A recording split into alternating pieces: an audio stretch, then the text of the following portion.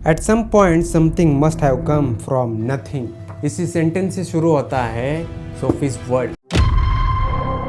Book बहुत ही interesting है, बहुत ही इंटरेस्टिंग टॉपिक पर बात करते हैं, फिलोसॉफिकल पर्सपेक्टिव भी है और बहुत ही बिग क्वेश्चन जो है हमें पूछती है और सोचने पर हमें मजबूर करती है। At some point something must have come from nothing, मतलब कहीं ना कहीं ऐसा हुआ होगा कि कुछ भी नहीं है और उसमें से कुछ तो क्रिएट हुआ है। लेकिन फिर से वही सवाल हमें गिरता है कि नथिंग में से समथिंग कैसे क्रिएट हो सकता है। तो बहुत ही दिमाग खराब कर दिया ऐसा सवाल है, क्योंकि हमें अगर पूछा जाए कि यूनिवर्स कैसा बिल्ड हुआ तो रिलीजियस पीपल कहेंगे, उन्हें जैसा कहा गया है टेक्स्ट में वगैरह, कि ये सब कुछ भगवान ने, क्रिश्चियनिटी में गॉड कहते हैं, हमें ब्रह्मा कहते हैं, तो उन्होंने क्रिएट किया है, गॉड ने क्रिएट किया है, ब्रह्मा ने क्रिएट किया है ये यूनिवर्स। ये लोग हमें कहते हैं जो आम मिडिल क्लास इंसान है, जो ज़्यादा सोचना नहीं चाहता है ऐसी एक टॉपिक में, क्योंकि उनका कहना होता है कि सोच कर क्या फ़ायदा। वो मिडिल क्लास इंसान बिजी है अपना घर चलाने में, कमा कर लाना है, अपने बाल बच्चों को संभालना है, उनका एजुकेशन देखना है, उन्हें पूरी तरीके से प्रोवाइड करना है। तो ऐसे सवाल के जवाब ढूंढने में उन्हें कोई इंटरेस्ट नहीं है या फिर क्यूरियोसिटी नहीं है। अपनी लाइफ देखते हैं वो और जिंदगी जैसी चलती है वो ऐसे चलने दे कहते हैं। लेकिन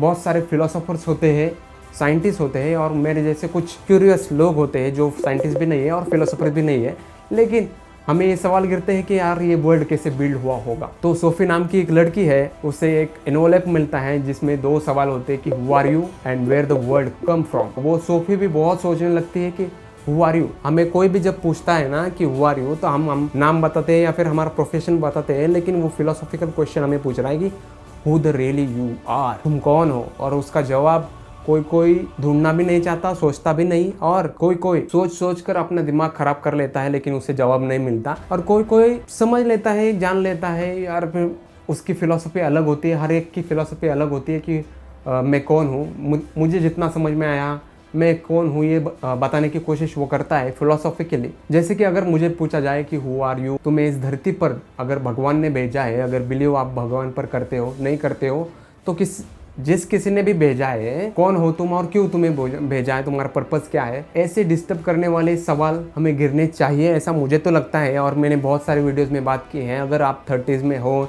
या फिर 30 टच कर रहे हो और अगर तुम्हें ये सवाल नहीं गिर रहा कि who are you and what is your purpose, तो अभी आप बहुत ज़्यादा सोचते नहीं हो, सोचना शुरू करो। हम जब अपना पर्पस जानने की कोशिश करने लगते हैं ना, तभी कुछ ना कुछ तो अच्छा करने की कोशिश करते हैं, वरना जो लोग साधारण जी रहे हैं, रैट रेस में जा रहे हैं, वैसे ही हम जाते रहेंगे। और अगर where the world come from, इस सवाल का जवाब अगर देखा जाए तो रिलीजियस पीपल कहते हैं कि भगवान ने बनाया, ठीक है, लेकिन उन्हें अगर ये पूछा जाए कि भगवान को किसने बनाया, मैं भी रिलीजियस हूँ, मैं कोई नास्तिक नहीं हूँ, मैं भी भगवान पे बिलीव करता हूँ, लेकिन उन्हें अगर पूछा जाए कि भगवान को किसने बनाया, तो उनका जवाब मोस्टली ये होता है कि भगवान को किसने नहीं बनाया, भगवान पहले से ही है।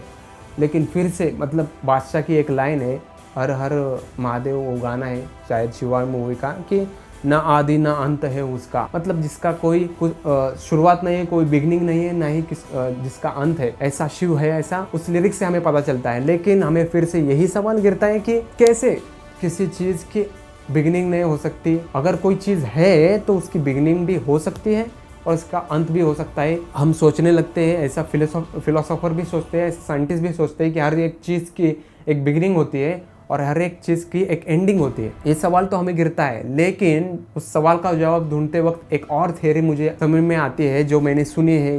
वो ये है कि हम 3 डायमेंशनल वर्ल्ड में रहते हैं और 4th डायमेंशन होता है टाइम। ओके, उतना ही हमें समझ में आता है। लेकिन जो हम गॉड कहते हैं या फिर भगवान कहते हैं ना, या फिर ये यूनिवर्स कैसे क्रिएट हुआ, ये अगर जानना है, चलो साइंटिफिकली हमें बताया गया है कि 13.8 billion years ago big bang हुआ और उसके बाद ये यूनिवर्स बिल्ड हुआ। लेकिन बिग बैंग से पहले क्या था, ये भी सवाल है। तो ऐसे सवाल डिस्टर्ब करते हैं। तो एक थियरी है जो मुझे डिस्टर्ब करती है, वो ये है कि कुछ ना कुछ तो ऐसा है जो हमसे सुप्रीम है। मतलब हमारी थिंकिंग जो है या फिर हमारी जो इमेजिनेशन पावर है ना, वो बहुत ही लिमिटेड है। हम बस 3 डायमेंशनल और 4th डायमेंशनल टाइम उसी में सोच सकते हैं। लेकिन जो हम भगवान कहते हैं परमात्मा कहते हैं, जो कुछ भी हो, यूनिवर्स जिसने बनाया ऐसा हम समझते हैं, वो जो है वो हमसे बियॉन्ड है और उसका डायमेंशन समझना हमारे बस की बात नहीं है। और उसका सवाल, ये जो सवाल है ना, यूनिवर्स किसने बिल्ड किया, इसका जवाब वो ही दे सकता है जो उस डायमेंशन तक पहुंच सके। और ह्यूमन काइंड में वो डायमेंशन